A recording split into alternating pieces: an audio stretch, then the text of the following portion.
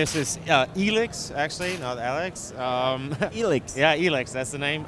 It's an open world RPG, very much like Fallout or the Witcher series. The special thing about this one, it's the setting. So we call it science fantasy. So what we're trying to do is put both science fiction and fantasy into one game world. There's no post-apocalypse or anything like that? It's post-apocalyptic, but the scenario is meteor crashes on planet, wipes out almost everything. But with the meteor, a new substance called ELEX comes to the planet, and that then changes everything. Because if you consume ELEX, you develop all these magical powers. You can use it for weapons, you can use it to operate large machines on it.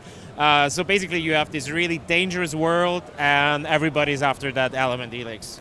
And because you can use ELEX for both machines and magic, these are the two things that come together in this world.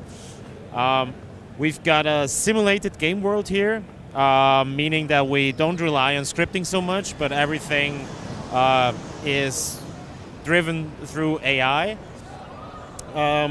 You can kill those ships coming there. That's just coincidence, or they're just they're patrolling this area here. okay. So, but usually you have people who are wandering around the game world, and whenever they meet monsters, they're gonna start a fight, or it's really not a series of cutscenes, but really one big open world. So basically, once we throw you in, you will see no loading screen whatsoever. So any point on the horizon that you can see, you can actually really go there. And also we have a jetpack here. And with the jetpack, you can really reach any point in the game world. Development-wise, that's quite a challenge because usually you have a lot of regions where you don't put that much detail in. But now we have, because you can really go anywhere. But it really pays off because it really changes the way you run through the game world. Because usually if you're on a mountain and you kind of, usually you would have to run down like that, and now you really just jump. And that really changes also the pace that you go through the game world. So let's swim over here. Also, our setting allows us to have a really very broad range of weapons. So you already saw the sword fighting. I'll use, here we have a blaster, or let's go here for a grenade launcher. You can use the environment as well. So basically we have everything from shotguns to swords, a sword with a chainsaw attached to it. Basically anything that you can, or any weapon that you can think of, we've got it in here. So I think these guys are gone now. Yeah. Of course, there's a full role-playing game in here. So you've got tons of items. With every monster you kill, every quest you make, you get experience points. You have skill trees. You have crafting. Basically everything you'd expect from a role-playing game, open role-playing game. We've got it in here. Is there a class system, or is it classless? No, the game is very much about freedom. So freedom of movement with the jetpack, and also freedom in character development. So we have a class-free system. You with every level, you get learning points that you can then spend at teachers. And with that, you can really become a mage, a fighter, fighting with plasma weapons. So it's really up to you what you do. There's also some different factions in the game, and each of these factions, of course, then also stands for a weapon style, basically. So you've got. Like you can side with one faction, or can you have dealings with all of them? Well, you can have dealings with all of them, but at some point you have to decide for one of them. And that can be either in hour 2 or in hour 20 of the game, so it's not really a fixed point, but it's completely up to you. But once you've made that decision, then that's it. So you you'll finish the game with that factions or with that faction. Also, our simulated game world allows us to kill almost every NPC in the game world, including the quest givers, and the story will basically adapt to that. So for example, if I have here now Bombi, and I'll use my grenade launcher. Oh, did I just run out of... Oh, it still says the death of Bombi will change history. It should mean story. But that was a named character. I just killed it, and just the whole, all the quests and everything will adapt to that. So you can't break the game. Exactly, yeah. There's always one way to still do all the quests. Here you've got the chainsaw sword. That's one of the weapons of the outlaw. Oh, okay. So that actually takes me to question, in terms of the enemies, because it's completely open. Does it scale to your level, or is it like different areas? Yeah, no scaling at all. So and also no respawning. So the world is what it is, and there will be a lot of areas when you go there in there for the first time. You might die because it's just not for you. But we don't believe in scaling. We really just want to have the world as it is, and it also gives you a much better feeling of progress, because when you die, then you go out, get better, you come back, and then you kill these guys. Then you really get the feeling, okay, I really got better, instead of the constant scaling of difficulty. It's actually nice that there's completely free movement and you can get everywhere, but you will run into trouble. Exactly. Basically any NPC in the game world could be the first NPC you talk to. So you could start the game, run off for half an hour in one direction and start the game there. So it's really a completely open world, and whatever's there is there. There's a challenge to that as well when you're telling a story. How do you sort of make sure that the story is well told? Well, there's a main quest, and basically the main quest is told through the factions.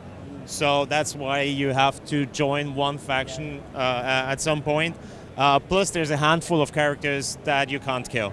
Again, that's basically the guys who carry the main story. But everything else, so there's around, I think, 300 characters in here, named characters, and you can kill, I think, 285 or something like that. And the story will still go on.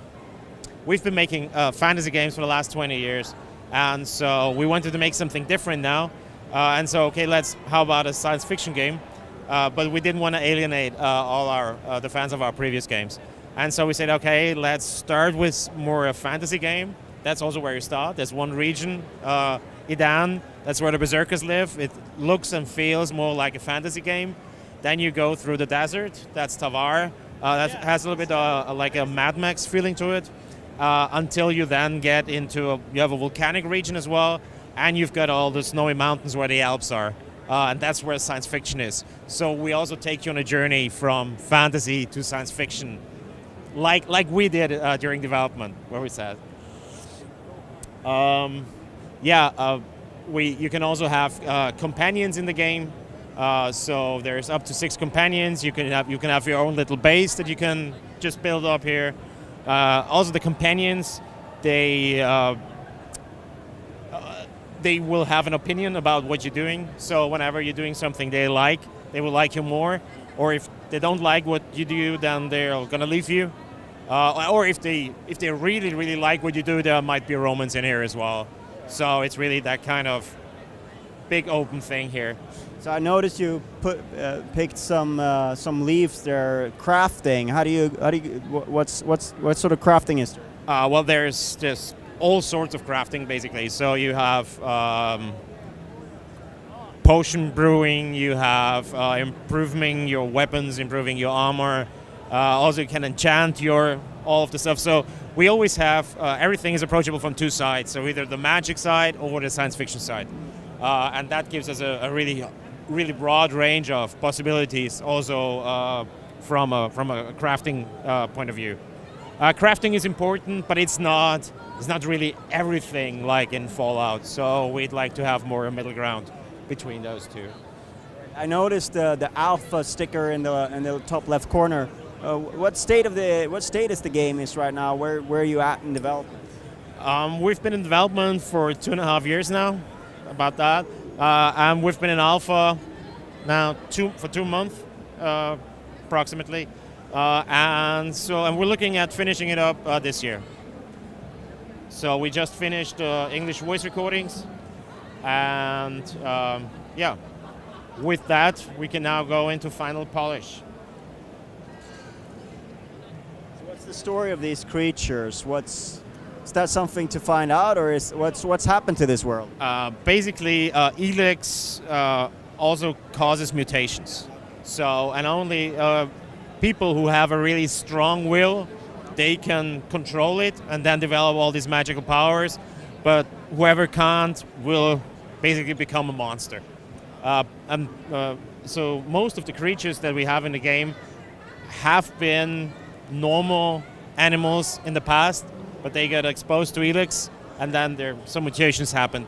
And for some, you can tell what they've been before, and even some of the monsters were humans before. And so yeah.